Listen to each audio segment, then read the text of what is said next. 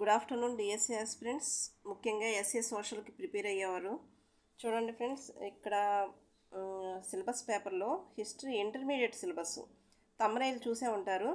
Intermediate హిస్టరీకి వచ్చి ప్రాచీన నాగరికతలు మరియు సంస్కృతి, హరప్పా సంస్కృతులు ఉన్నాయి కదా, హరప్పా నాగరికత.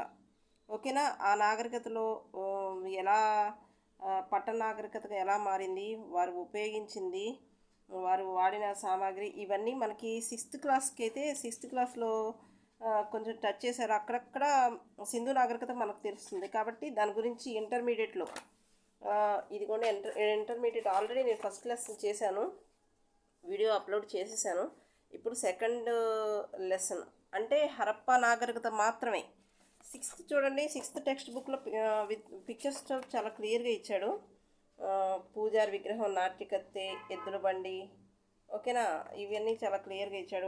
వాడిన మట్టి పాత్రలు, రాగి పాత్రలు, బల్లెం, కాంసంతో చేసిన గొడ్డలి, ఇవి ఇచ్చారు కదా, తూనికల పరికరాలు, వాళ్ళ లిపి. ఓకేనా? ఇది పశుపతి విగ్రహం. అంటే మనం ఇప్పుడు టోటల్గా మనం ఎక్కడి వరకు చెప్పుకుందామంటే ఇక్కడ వరకు చెప్పుకుందాం, అంటే హరప్పా నాగరికత వరకే. ఎందుకంటే వేదకాలం అదంతా నెక్స్ట్ వీడియో చేసినప్పుడు క్లియర్గా మీకు చెప్తాను. చూడండి, ఇదంతా మొత్తం అంటే సింధులోయ నాగరికత అసలు స్టార్ట్ అయిన దగ్గర నుంచి నేను ఇక్కడ హైలైటర్తో చేశాను.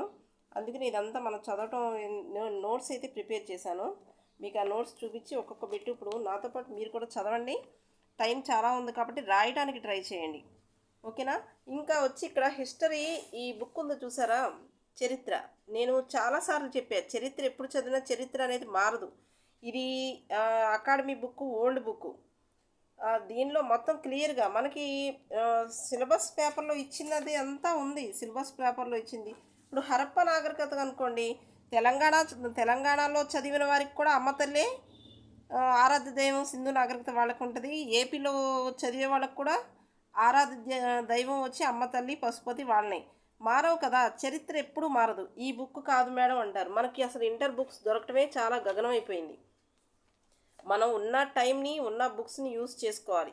దొరికితే ఇంకా ఏం మారవు. హిస్టరీలో ఏం మారుతాయి? మారటానికి ఏముంటుంది? అదే ఆర్థిక స్థితులు అన్నీ ఇవే ఉంటాయి కదా. సో టెక్స్ట్ గైడ్స్ అంటున్నాను. ఇంటర్మీడియట్ బుక్స్, అకాడమీ బుక్స్ ఉన్న వాళ్ళు అక్కర్లా, లేని వాళ్ళు మాత్రం యూజ్ చేసుకోండి. ఓకే, నా దగ్గర ఉన్న బుక్తో మీకు సబ్జెక్టు అందచేయాలనే ఉద్దేశంతో నేనైతే చేస్తున్నా. ఉన్నవాళ్ళు వేరే బుక్స్ చదువుకోండి, లేని వాళ్ళు మాత్రం యూస్ చేసుకోండి. నెగిటివ్గా కామెంట్స్ చేయకండి. ఇది కాదు మేడం, మా టైం వేస్ట్ చేస్తున్నారు. టైం వేస్ట్ అయ్యేవాళ్ళు చూడక్కర్లా, లేని వాళ్ళు మాత్రమే చదువుకోండి అని చెప్తున్నాను. ఓకేనా? ఈ బుక్ తడిచిందని కూడా మీకు చెప్పాను ఆల్రెడీ. ఇప్పుడు మనం సిక్స్త్ క్లాస్లో ఉన్న బిట్స్ అయితే మొత్తం బిట్స్ ఒక 30 బిట్స్ ఉన్నాయి. చాలా ఈజీగా ఒకసారి చూడండి. టాపిక్లోకి వస్తే హరప్పా నాగరికతనా సింధులోయ నాగరికతనా ఒకటి. ఓకే, దీనిని సజీవ వస్తు ప్రదర్శనశాల అంటారు. ఇది ఒక సజీవ వస్తు ప్రదర్శనశాల. కొంచెం స్పీడ్గా రాశాను, రైటింగ్ అర్థమవుతుంది అనుకుంటున్నాను. ఓకే, మన దేశ చరిత్ర 2000 సంవత్సరాల క్రితం ప్రారంభమైనట్లు తెలుస్తుంది. టెక్స్ట్ బుక్లో బిట్సే నేను లైన్గా రాశాను. ఓకే, చూడండి. 1920లో హరప్పా, మొహంజదారో ప్రాంతాల్లో జరిపిన తవ్వకాల వలన నాగరికత విలసిల్లినట్లు తెలుస్తుంది. 1920 మనకు అకాడమీ ఇంటర్మీడియట్కి వచ్చి 21, 22 కూడా ఇస్తాడు. చూడండి. నెక్స్ట్, సింధు నది ఘాగ్గర్, హక్రా నదీ ప్రాంతంలో ఈ నాగరికత వెలిసిందని చెప్తారు. సింధు నది దగ్గర మరియు ఘాగ్గర్ మరియు హక్రా నదీ ప్రాంతంలో. ఓకే, పంజాబ్, హర్యానా, గుజరాత్, మహారాష్ట్ర మొదలైన 1500 ప్రదేశాలలో బయటపడింది. మన దేశంలో పంజాబ్, హర్యానా, గుజరాత్, మహారాష్ట్ర ఇవి మన దేశంలో రాష్ట్రాలే కదా. అలా 1500 ప్రాంతాల్లో బయటపడింది అనమాట. నెక్స్ట్, పాకిస్తాన్ అటువైపుకి వచ్చి వాయవ్య దేశాలు చూడండి. వాయవ్య రాష్ట్రం ఆఫ్ఘనిస్తాన్, పంజాబ్, సింధు, బెలూచిస్తాన్ ఇది పాకిస్తాన్లో ప్రాంతం అనమాట. పంజాబ్ అక్కడ కూడా ఉంది, ఈ పాకిస్తాన్లో ఉన్నాయి. ఇక్కడ కూడా సింధు హరప్పా నాగరికత బయటపడింది. నెక్స్ట్ ఇక్కడ చూడండి. క్రీస్తు పూర్వం 2500 నుంచి 1700 సంవత్సరాల మధ్య విలసిల్లినట్లు భావిస్తున్నారు అన్నమాట. ఇది ఒక పట్టణ నాగరికత అని దేని చూసి వాళ్ళు భావించారంటే, అక్కడ ప్రతిదీను చాలా మంచి ప్రణాళికతో తయారు చేసే నాగరికత విలసిల్లిందనమాట. స్నానవాటిక మనం స్విమ్మింగ్ పూల్ అంటారు కదా, స్నానవాటికలు అప్పట్లోనే వాళ్ళే ఉపయోగించేవారు. ఇది చాలా ఇంపార్టెంట్. ఎన్నిసార్లు రిపీటెడ్గా వస్తున్న బిట్టు. స్నానవాటిక బయటపడింది ఎక్కడ? మొహంజోదారో. ఓకే. నెక్స్ట్ 6 పెద్ద ధాన్యాగారాలు. 6 పెద్ద ధాన్యాగారాలు హరప్పాలో. ఇంకా కార్మికుల నివాస సముదాయాలు కూడా బయటపడింది ఎక్కడ అంటే హరప్ప. ఓకే. ఇంకా నౌకాశ్రయం, ఇది కూడా రిపీటెడ్ బిట్టే. లోథాల్, గుజరాత్లోని ప్రాంతం అన్నమాట. ఓకే, లోథాల్. మురుగునీటి పారుదల వ్యవస్థ, డ్రైనేజ్ సిస్టమ్ కూడా అప్పట్లో ఉందన్నమాట. అది ప్రణాళికాబద్ధంగా డ్రైనేజ్ సిస్టమ్ని ఏర్పాటు చేశారు. బాగా కాల్చిన ఎండిన ఇటుకలతో ఇళ్ళు నిర్మించేవాళ్ళు. ఆ ఇళ్ళు 2 అంతస్తుల భవనాలు. ప్రతి ఇంటికి కూడా ఒక బావి మరియు స్నానాల గది ఉండేది. ఓకే. నెక్స్ట్ పైపుల ద్వారా ప్రధాన మురుగు కాలువలోకి నీరు పంపేవాళ్ళు. ఇప్పుడు బయటికి అంటే ఇంట్లో వాడిన ఆ నీరు వేస్ట్ వాటర్ అంతా పైపుల ద్వారా ప్రధాన కాలువ ఉంటుంది కదా, ఆ కాలువలోకి పంపేవాళ్ళు అనమాట. నెక్స్ట్ పత్తి నూలు వస్త్రాలు నేయటం ప్రధాన వృత్తి. పత్తిని పండించిన మొదటి వారు కూడా వీళ్ళే. ఇది చాలా ఇంపార్టెంట్. ప్రపంచంలో పత్తిని పండించిన మొదటి వాళ్ళు ఎవరంటే సింధు నాగరికత ప్రజలు. వ్యాపారం, మెసపటోమియా, ఈజిప్ట్, ఇరాన్ దేశాలతో వ్యాపారం చేసేవాళ్ళు. నెక్స్ట్ ఇక బంగారు ఆభరణాలు ధరించేవారు. ఇంకా స్త్రీలు పురుషులు అలంకార ప్రియులు అంటే వాళ్ళు చేతికి కడియాలు లాంటివి, ముక్కు పొడకలు, జడలు అల్లుకునే వాళ్ళంట. అలా స్త్రీలు పురుషులు చాలా అలంకార ప్రియులు, జుట్టు బాగా పెంచుకునేవాళ్ళు. ఇది కూడా ఉంది. నెక్స్ట్ వ్యవసాయం వచ్చి ప్రధాన వృత్తి. గోధుమలు, బార్లీ, ఆముదాలు, బఠానీలు, కాయధాన్యాలు పండించేవాళ్ళు. ఎద్దుల పోటీ, ఎద్దుల బొమ్మ దొరికింది కదా, ఎద్దుల పోటీ ప్రధాన వినోదం. పిల్లలు ఎప్పుడు ఆడిన ఎద్దుల బండితో ఉన్న బొమ్మలతో ఆడుకునేవారు. అమ్మ తల్లి, పశుపతి ఆరాధ్య దైవాలు అనమాట. నెక్స్ట్ వేప చెట్లు, రావి చెట్లు పూజించేవారు. ప్రస్తుతం ఇప్పుడు కూడా వేప చెట్టుని రావి చెట్లని పూజిస్తారు. నెక్స్ట్ భూమి, నీరు, ఆకాశం, అగ్ని, వాయువు. 1 2 3 4 5 అంటే ఈ పంచభూతాలు అనమాట. భూమి, నీరు, ఆకాశం, అగ్ని, వాయువుల్ని పూజించేవారు. యజ్ఞవాటికలు బయటపడినాయి అంట. అవి ఎక్కడంటే కాళీబంగన్, లోతాల్. కాళీబంగన్ అంటే మీనింగు నల్లని గాజులు అని అర్థం. ఇది ఇంటర్లో కనిపిస్తుంది, కంగారు లేదు. లోతాల్ అంటే వాటర్ చెప్పుకున్నాం కదా. నెక్స్ట్ స్వస్తిక్ గుర్తు. ఈ గుర్తుని స్వస్తిక్ అంటారు. ఇది ఉపయోగించేవారు. 6th క్లాస్ టెక్స్ట్ బుక్ చూసిన వాళ్ళందరికీ ఇవన్నీ వస్తాయి. ఓకే. నెక్స్ట్ ప్రత్యేక బొమ్మల లిపి. ఇవి ఇప్పటికీ కూడా అర్థం పోయేవాళ్ళు అంటారు. ఇప్పుడు కూడా అర్థం చేసుకోవట్లేదు. అలా బొమ్మల లిపిని వాడేవారు. ప్రామాణికమైన తూనికలను, కొలతలను మొట్టమొదటిసారిగా ఉపయోగించింది ఎవరంటే సింధు నాగరికత ప్రజలు. ఆర్యులు దండయాత్ర నాగరికత పతనానికి కారణమైందని ఒక సిద్ధాంతం ఉంది. సింధు నాగరికత పతనానికి కారణం ఆర్యులు దండయాత్ర అనే అనుకున్నారు. కానీ దీన్ని అంగీకరించింది మొట్టమొదటిగా ఎవరంటే మార్టిమర్ వీలర్. అసలు ఎలా అంటే సింధు నది వరదల వలన పతనమైందని భావిస్తున్నారు. ఇక్కడ వరకు మనకు 6th క్లాస్కి వచ్చేసి ఉంది. సో మనం 6th క్లాస్లో ఇదే సింధు నాగరికత మొత్తం. నెక్స్ట్ వేదకాలం, ఇవన్నీ ఒకేసారి నేర్చుకుంటే ఉన్నది కూడా మర్చిపోతాం. సో ఇక్కడ వరకు మనం ఇంటర్లో ఏమి ఇచ్చాడో చూద్దాం. ఓకే, చూడండి, గడుచుకోమాకండి బుక్ని చూసి. ఓకే, చూడండి, ఇంటర్ సిలబస్లో చాలా క్లియర్గా ఇచ్చాడు. ఏంటి సంస్కృతి, హరప్ప సంస్కృతులు, హరప్ప నాగరికత, స్క్రిప్టు, పట్టణ నాగరికత, సమాజం, ఆర్థిక వ్యవస్థ మరియు సంస్కృతి. ఇలా చూడండి, అవన్నీ మనకి ఉన్నది. ఓకేనా. నెక్స్ట్ ఇక్కడ చూడండి, ఇక్కడ నోట్ గుర్తుపెట్టుకోండి. పంజాబ్లో సోవన్ అనే చిన్న నదీ ప్రాంతంలో క్రీస్తుపూర్వం 1,00,000 సంవత్సరాల క్రితమే కాలానికి చెందిన పాత రాతి యుగం సంస్కృతి ఒకటి ఉందని పురావస్తు శాస్త్రవేత్తలు కనుగొన్నారు. ఇది మనకి అంత. ఇప్పుడు చూడండి, ఇక్కడ ఈ సోవన్ ప్రాచీన శిలా సంస్కృతి వంటిదే తమిళనాడులో బయటపడింది. మనకి ఇవి అక్కర్లేదు, మన సింధు నాగరికత వరకు వద్దాం. చూడండి, హరప్ప పూర్వ నవశిలా నాగరికత. ఇక్కడ బెలూచిస్తాన్ దిగువ సింధు ప్రాంతాల్లో క్రీస్తుపూర్వం 4వ సహస్రాబ్దికి చెందిన నివాస స్థానాలని పురావస్తు శాస్త్రవేత్తలు కనుగొన్నారు. బెలూచిస్తాన్ అంటే నేటి పాకిస్తాన్లో ఉంది కదా, ఇది చిన్న చిన్న నదులతో ఉండేది. బెలూచిస్తాన్లోని లోయలు దిగువ సింధు మాక్రాన్ తీర ప్రాంతాల్లో వ్యవసాయక సమాజాల గ్రామాలు ఉండేవి. మీరు అంతా రాసుకోకుండా చిన్న చిన్న పాయింట్స్ వరకు రాసుకోండి, నేను ఫోకస్ చేసి పెడతాను. అంతా రాయడం అంటే ఎవరి వల్ల కాదు, అంటే టైం ఉంది కానీ అంతంత అక్కర్లేదు. నెక్స్ట్ మనకి ఎప్పుడు బయటపడింది అనేది కదా, సో ఇక్కడి నుంచి మనం చూద్దాం. చూడండి, మనకి 6th క్లాస్లో 1920 అన్నాడు, 21 ఇచ్చిన 22, 19, 21, 22 కూడా ఇస్తే మనకి కరెక్ట్ అవుతుంది. చూడండి, ఇక్కడ హరప్పా మొహంజదారోలో నగర సంస్కృతి, పట్టణ నాగరికత మనం చదువుకున్నాం కదా, నగర సంస్కృతి అన్న అది అన్న ఒకటే. నెక్స్ట్ నాగరికత పేర్లు. మొదట ఈ నాగరికతను సింధులోయ నాగరికత అన్నారు. తర్వాత సింధు నాగరికత అన్న పేరు సముచితం కాదని చరిత్రకారులు భావించారంట. అంటే ఈ నాగరికత హరప్పా నగరాన్ని మూల నమూనాగా స్వీకరించి ఆ తరహాలో ఉన్న నాగరికతను హరప్పా నాగరికతగా వ్యవహరించారు. కాబట్టి మూల భారతీయ నాగరికత అని అనటం సరైందని అభిప్రాయాన్ని వ్యక్తం చేశారనమాట.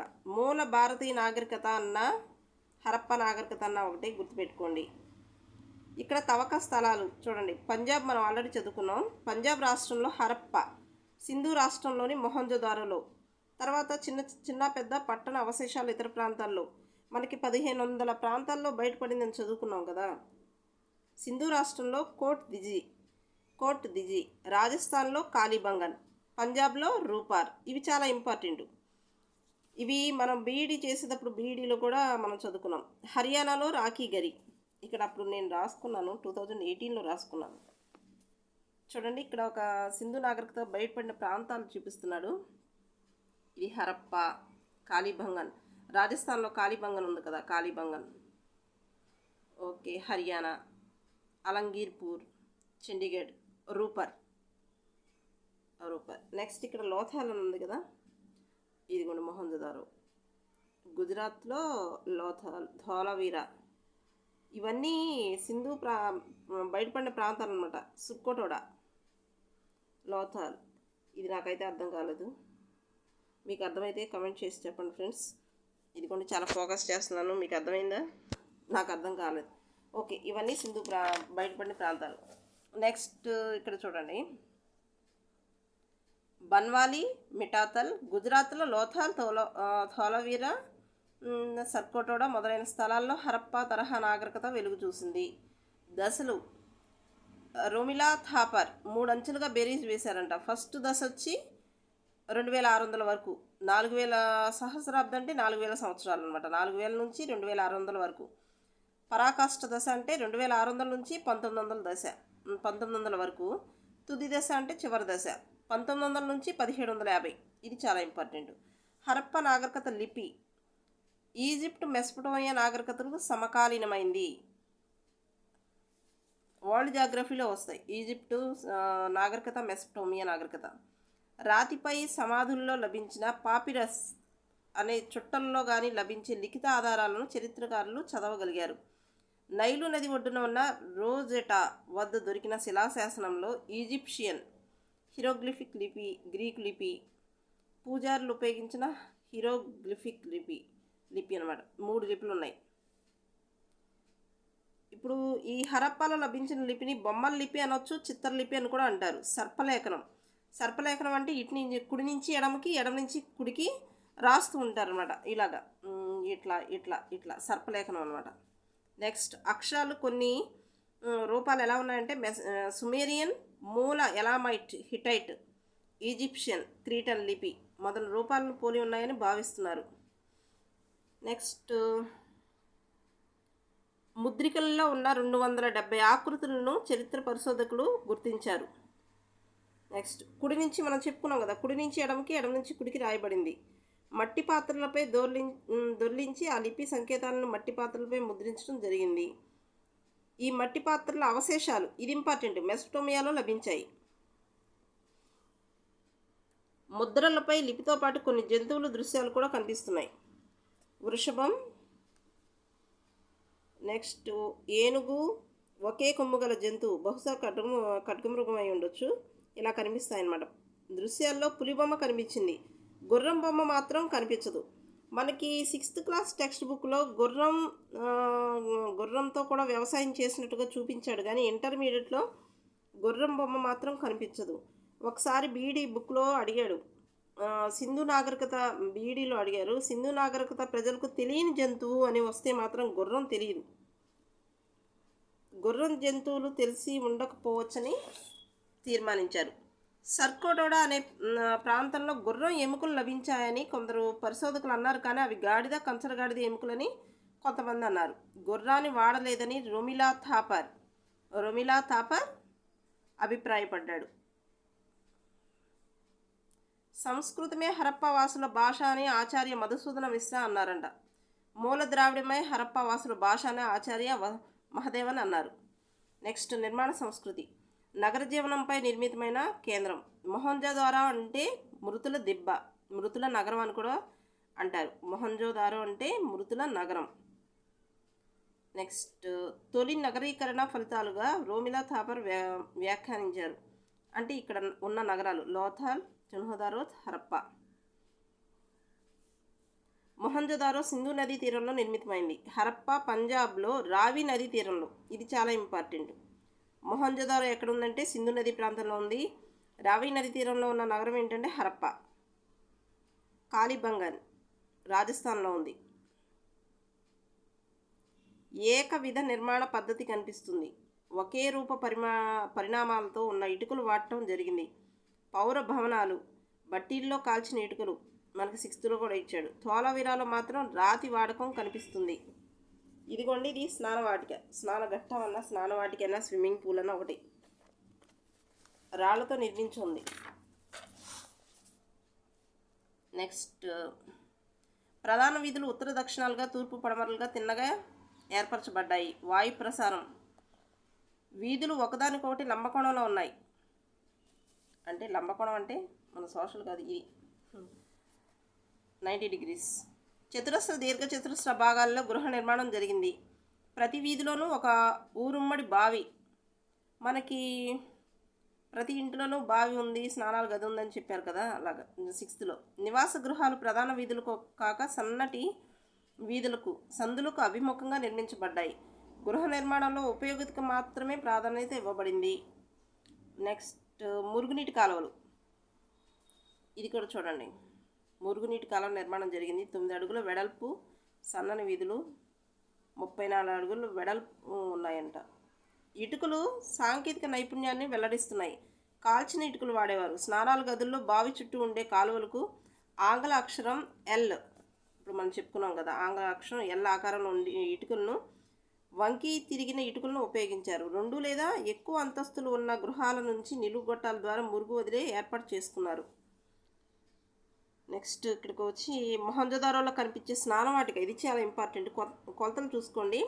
230 × 78 కనిపించే ఒక పెద్ద భవనం. హరప్పాలో కనిపించే ధాన్యాగారం భవనం. ఇది ఇక్కడేమో మొహంజోదారోలో స్నానవాటిక. ఇది పెద్ద భవనం అంట. ఎంత కొలతలతో ఉందంటే 230 × 78. 2 నగరాల్లోనూ కనిపించే కోట వంటి భవనం. హరప్పాలో కనిపించే కార్మికుల నివాస గృహాలు. నెక్స్ట్, మొహంజోదారోలో స్నానవాటిక నిడివి 180 అడుగులు, వెడల్పు 108. ఇది గుర్తుపెట్టుకోవచ్చు. స్నాన సరస్సు 39 అడుగులు పొడవు, 23 అడుగుల వెడల్పుతో ఉంటుంది. దీర్ఘ చతురస్రాకారపు స్నానవాటిక మధ్యలో ఉన్న స్నాన సరస్సు 8 అడుగుల లోతుంటుంది. పార్శ్వంలో ఉండే వేదిక అంచున వరండా ఉంటుంది. జిప్సమ్ బిటూమెన్ పదార్థాలు ఉపయోగించారు. నీరు ఇంకకుండా 3 వైపుల వరండాన ఆనుకుని గదులు, అంటే బట్టలు మార్చుకోవడానికి గదులు అన్నమాట. ముఖ్యంగా ఈ స్విమ్మింగ్ పూల్ అనేది ఆడవాళ్ళు ఉపయోగించేవారు. 6 ప్రవేశ మార్గాలు ఉన్నాయి. వేడి నీటిని నింపడానికి సౌకర్యం కూడా కల్పించబడిందంట. నెక్స్ట్, మొహంజోదారోకు సంబంధించిన ఆసక్తికరమైన సత్యం ఉంది. 7 పొరల్లో బయటపడింది. ఓకే. నెక్స్ట్, ఇక్కడ మొహంజోదారో, హరప్పా 2 నగరాల నిర్మాణం ఒకే వేదికమైన యోజనపై జరిగింది. వేదిక విస్తీర్ణం ఇచ్చారు చూడండి, నోట్ చేసుకోండి. కోట వంటి నిర్మాణాలు. ఓకే. భవనాలు ఎత్తైన వేదికపై నిర్మించబడ్డ భవనాలు ఉన్నాయని రోమిలా థాపర్ అభిప్రాయంలో నగరాలు వాటి స్థాయిని బట్టి చిన్న పెద్ద తెగల నాయకుల ఆధిపత్యంలో ఉండేవి. ఆర్థిక స్థితిగతులు. ప్రోటోఆస్ట్రాయిడ్, మెడిటరేనియన్, మంగోలాయిడ్, ఆల్ఫినాయిడ్, ఆచార్య భాష్యం దీన్ని అంగీకరించారు. 4 జాతులు ఉంటాయని. నెక్స్ట్ మనకి ఇక్కడ సింధు ప్రజల ముఖ్య వృత్తి వ్యవసాయం, వాణిజ్యం విస్తృతంగా సేద్యం చేశారు. గోధుమ, బార్లీ, తృణధాన్యాలు, జొన్నలు, నువ్వులు పండించేవారు. వరి సాగు చేసినట్టు దాఖలాలు లేదని భావించారు. వరి లేదని చెప్తున్నారు ఇక్కడ. కానీ రోమిలా థాపర్ వరి సాగు కూడా జరిగిందని అభిప్రాయపడ్డారు. ఖర్జూరం, ఇతర ఫలాలు కూడా ఆహారంతో పాటు వాడేవారు. పత్తిని పండించిన నూలు దుస్తులు వాడేవారు. నెక్స్ట్ కాలువల ద్వారా నీటిపారుదల చేసే విధానం వీరికి తెలియదు. నెక్స్ట్ సింధు ప్రజలు వినూత్న పద్ధతుల స్వీకరణకు విముఖులు అంటారు కోసంబి. నెక్స్ట్ మొహంజదారో, హరప్పాలు 2 నగరాలు ప్రసిద్ధి చెందినవి అన్నారు. అవి మొహంజదారో, హరప్ప నగరాలు ప్రసిద్ధి చెందింది. సేద్యం చేయడానికి గొర్రు వంటి తేలికైన పరికరం వాడారు. గొర్రు ఒండ్రు మట్టితో వ్యవసాయం చేయడానికి తరలించడానికి వరద నీటిని అడ్డుకట్లు నిర్మించారు.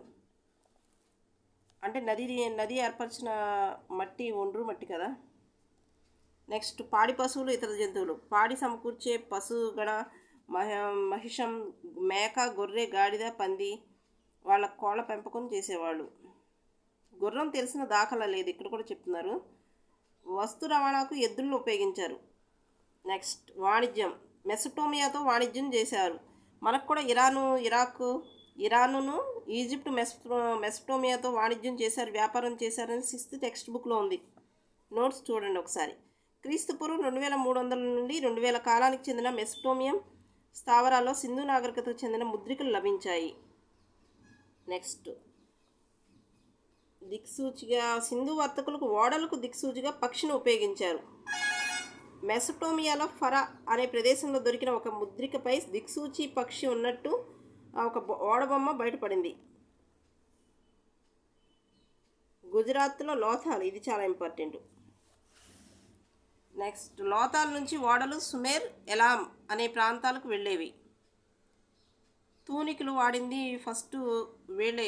నాణ్యమైన ప్రామాణికమైన తూనికలు వాడింది ఎవరంటే సింధు ప్రజలు అన్నమాట. గుజ్జురాళ్ళు ఉపయోగించేవారు. తూనికల్లో ఎక్కువగా కనిపించే తూనిక బరువు 13.64 గ్రాములంట. దశాంశమానాన్ని ఉపయోగించారు. కళలు, వృత్తులు. మట్టి పాత్రలపై కనిపించే అలంకారాలు. పాత్రలు గుండ్రంగాను, పొడవుగాను, సాదా వంపుతో తిరిగిన అంచులతో తయారు చేశారు. బంకమట్టితో చేసిన ఆట వస్తువులు ఆసక్తిదాయకంగా కనిపిస్తాయి. మాతృదేవత బొమ్మలు, స్త్రీమూర్తులు. బొమ్మల్లో అర్ధనగ్నంగాను, ఆచ్ఛాదనం లేకుండాను ఉన్న స్త్రీమూర్తులు కనిపిస్తున్నాయి. నెక్స్ట్ కంచుతో చేసిన నాట్యకత్తె విగ్రహం. మనకు 6th టెక్స్ట్ చూడండి. ఇదిగోండి కంచుతో చేసిన నాట్యకత్తె. పూజారి, ఎద్దుల బండి. అందరి దగ్గర 6th టెక్స్ట్ బుక్ ఉండే ఉంటుంది కదా. నెక్స్ట్ ముద్రికలు 2000 పైగా లభించినాయి అంట. 3 ముఖాల మూర్తి, పులి, ఖడ్గమృగం, మహిషం కనిపిస్తున్నాయి. తల నుంచి వృక్షం ఆవిర్భవిస్తుంది. సింధు తవ్వకాలు జరిపిన సర్ జాన్ మార్షల్, ఇది చాలా ఇంపార్టెంట్, తొలి రూపంగా ఈ చిత్రాన్ని అభివర్ణించారు. శివుని మూర్తి అని, అంటే పశుపతి, వృషభం, ఏకశృంగి, పులి ఉన్నాయంట ముద్రిక మీద. గోవు మాత్రం కనిపించదు. నెక్స్ట్ కొమ్ముల శిరోవేష్టం ధరించిన మూర్తితో పాటు రావి చెట్టు, కొమ్ముల శిరోవేష్టం ధరించిన ఆరాధకుడు, మనిషి శిరస్సు ఉన్న మేక, 7 స్త్రీలు కనిపిస్తున్నాయి. నెక్స్ట్ మెసపటోమియన్ గిల్గమేష్ వీరగాథ ఈ చిత్రంలో. ఇది మనకు అవసరం లేదు చూడండి. రాగిలోహం రాజస్థాన్ నుంచి, బిలుస్తాన్ నుంచి లభించింది. కోలార్, అనంతపూర్ రత్నాలు. నెక్స్ట్ మతం, ఆచారాలు.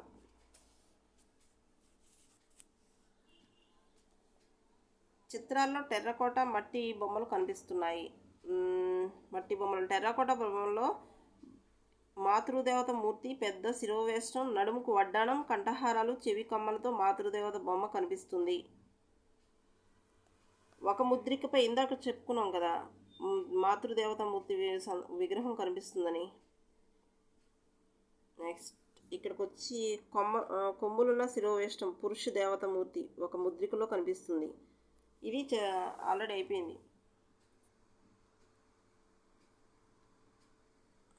నెక్స్ట్ ఆహార చెట్లు, అగ్ని, నీరు కూడా కనిపిస్తున్నాయి. ప్రకృతి శక్తుల పూజన స్ఫురింపజేస్తుంది. చక్రం స్వస్తిక్ చిహ్నం ఆల్రెడీ మన 6th వాళ్ళు ఎక్కువగా ఉపయోగించేవారని చదువుకున్నాం కదా. నెక్స్ట్ ఆర్యుల దండయాత్ర పతనానికి కారణమై ఉండొచ్చని చరిత్రకారులు అభిప్రాయపడ్డారు. నెక్స్ట్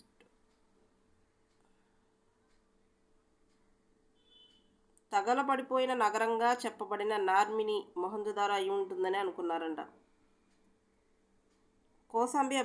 కోసంబి అభిప్రాయంలో ఋగ్వేదంలోని పురాణ గాథలను కల్పనలుగా కొట్టివేయడానికి వీల్లేదు, వాటిలో ఖచ్చితంగా చారిత్రక సత్యాలు ఉన్నాయని చెప్పారు.